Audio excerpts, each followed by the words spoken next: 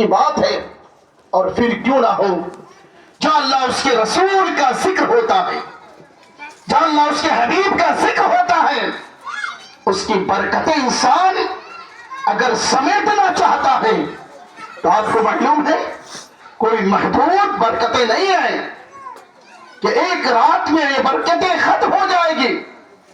اگر آپ نے قرآن عظیم کے صرف الف کو پڑھا، اللہ آپ کے نام اعمال میں 10 نیکیوں کا اضافہ فرمائے۔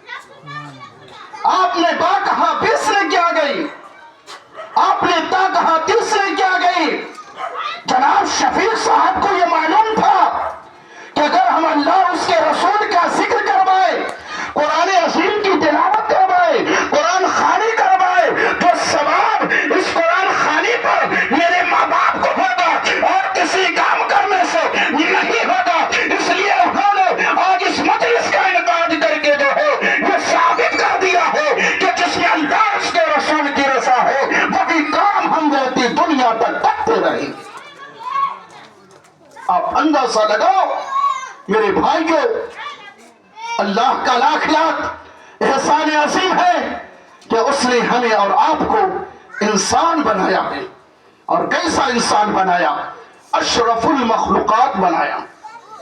کم و بیش 18,000 مخلوق میں سب سے اشرف بنایا، سب سے افضل بنایا، سب سے اچھا بنایا، سب سے بہترین بنایا، آپ کو بیوٹیفل بنایا۔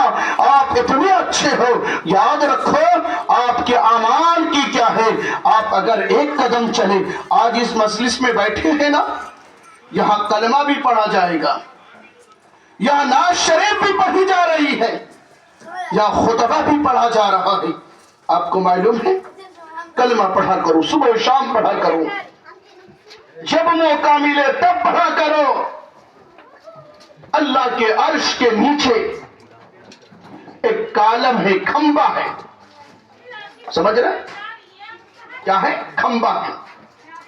جب ایک بندہ کہتا ہے لا الہ الا اللہ محمد رسول اللہ صلی اللہ تعالی علیہ وسلم، جب یہ بندہ پڑھتا ہے، کیا کرتا ہے؟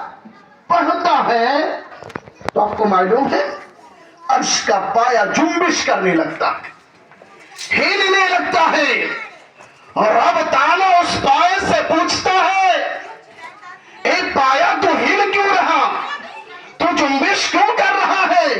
اللہ اکبر، اندازہ لگائے۔ وہ کالم کہتا ہے، وہ کھمبا، وہ پایا کہتا ہے کہ مولا دنیا میں تیرا ایک بندہ جو ہے ابھی کلمہ پڑھا ہے۔ کیا پڑھا ہے؟ کلمہ پڑھا ہے۔ کہا تو کب تک ہلتا رہے گا؟ سنیں کیا فرماتا ہے وہ کالم، وہ پایا۔ آپ کہیں گے یہ بھی کلام کرے گا؟ اللہ کا قرآن کہتا ہے سبح للہ ما فی السماوات وما فی الارض، زمین و آسمان میں جو کچھ ہے وہ ساری چیزیں اللہ کی تسبیح بیان کرتے ہیں۔ چوٹی، درخت، پیڑ، پودے سب اللہ کی تسبیح بیان کیا کرتے ہیں۔ تو پایا کہتا ہے مولا، رب فرماتا تو کب تک ہلتا رہے گا؟ اللہ اکبر، قربان جاؤ۔ وہ کالم کہتا ہے مولا اس پڑھنے والے کی جب تک بخشش نہ ہو جائے، جب تک مغفرت نہ ہو جائے، میں اس وقت تک ہلتا رہوں گا۔ میرا رب فرماتا ہے اے پایا سن، میں نے اس بندے کی مغفرت فرما دی ہے، اب تو ہلنا بند کر دے۔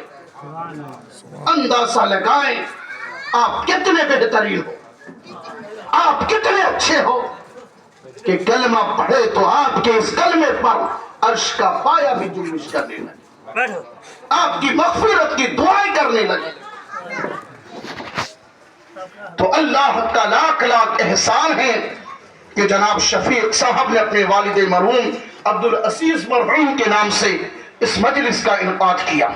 اب آئیے اس مجلس کا جو انعقاد کیا گیا ہے، کیا اس کے اعمال کی بنیاد پر جو یہاں ذکر ہوگا، جو تلاوتیں ہوں گی، جو ذکر و اذکار ہوگا، کیا اس کا ثواب ہمارے مرحومین تک پہنچے گا؟